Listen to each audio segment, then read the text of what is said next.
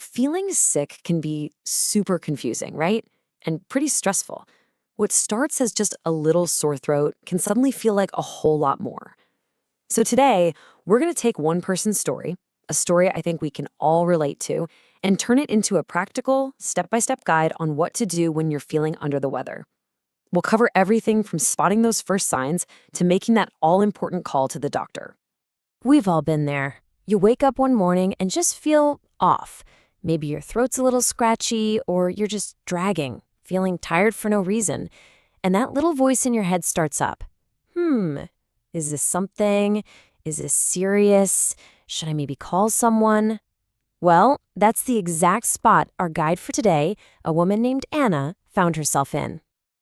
All right, so let's dive in right at the beginning because, honestly, the very first step, and it's a big one, is just learning to listen to your body, recognizing the signs it's sending you, and knowing when it's really time to do something about it. For Anna, it all started pretty subtly. A bit of a sore throat, some tiredness. She kind of just brushed it off, figured she just had a bad night's sleep. Made some warm tea. Sound familiar? It's a classic first move, something I think we've all done. But, her body wasn't going to let her ignore it for long. As the morning went on, those subtle signals got a lot louder. That slight headache turned into a pounding one. Then came the body aches and the chills. It was getting pretty clear that this was way more than just being a little tired. And then comes the moment of truth. Anna grabs a thermometer, and the number is undeniable, 38.6 degrees Celsius. That's a fever. That one piece of data, that one number, changes everything. It takes it from this vague feeling of, I'm not well, to a concrete fact. Okay, I'm sick and I need to do something. And that right there, that's the tipping point. It's that moment you realize that just resting and drinking tea isn't going to cut it. For Anna, seeing that number on the thermometer made the decision crystal clear. It was time to get some professional medical advice. So what did she say when she called? Her approach is actually a perfect example for all of us. It's simple, it's direct. She just states who she is and what she needs. You don't have to over-explain your life story or try to downplay it. Just get straight to the point. And the clinic's response is just as efficient. See how they immediately ask for symptoms? It's a good idea to have a little list ready in your head. This helps them figure out the urgency and find the right appointment for you. The whole system is really designed to get you the help you need fast. Okay, appointment is booked. So what about the visit itself? Knowing what's going to happen when you actually walk through those clinic doors can make the whole thing feel a lot less intimidating. A typical clinic visit is kind of like a three-step dance. First, you check in at the front desk. Simple enough. Next, a nurse will usually take your vitals. Things like your temperature and blood pressure. And then, it's time for the main event, the actual consultation with the doctor. Now we get to the most important part of the entire visit, talking to the doctor. Look at how Anna clearly and calmly lays out her symptoms again. Being ready to describe what you're feeling, just like this, is absolutely crucial for getting an accurate diagnosis.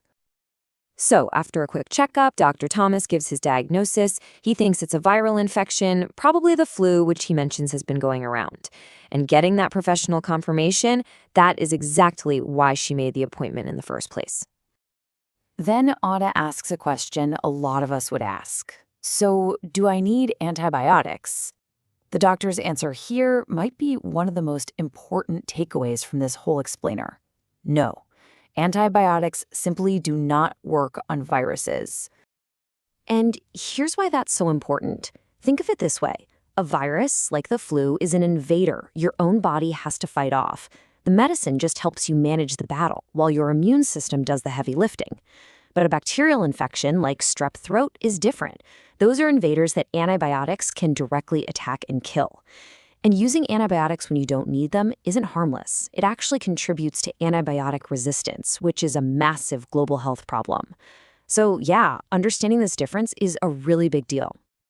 So Anna has a clear diagnosis and a solid plan. She's officially on the road to recovery. Let's take a look at what that journey actually involves. The doctor's recovery plan is all about managing the symptoms to make her more comfortable. A pain and fever reducer for the aches, some lozenges to soothe that sore throat, and a bit of cough syrup. Each one has a specific job to do, all designed to give her body the space it needs to heal itself. But here's the thing, medicine is only one piece of the puzzle. Anna also put together a fantastic self-care plan. She did the obvious things, like getting tons of rest and staying hydrated. But she also focused on light, healthy foods, and, I love this one, she limited her screen time to avoid making her headaches worse. It's a great, practical checklist for anyone trying to bounce back. So, Anna's on the mend, feeling much better. But her journey doesn't just end there. The final step is all about turning this rough experience into a powerful lesson for the future. And that's all about prevention. A week later, she booked a follow-up visit, which is a really smart move. It wasn't just to get the all clear that she was recovered. She used it as an opportunity to ask that all-important question. So, Doc, how can I avoid this happening again? And the doctor's advice? It's simple, but it is so powerful. These are the fundamentals for a strong immune system.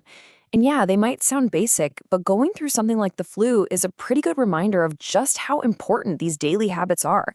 I mean, just look at that first one. Studies show that proper hand washing alone can cut down on respiratory illnesses by over 20%.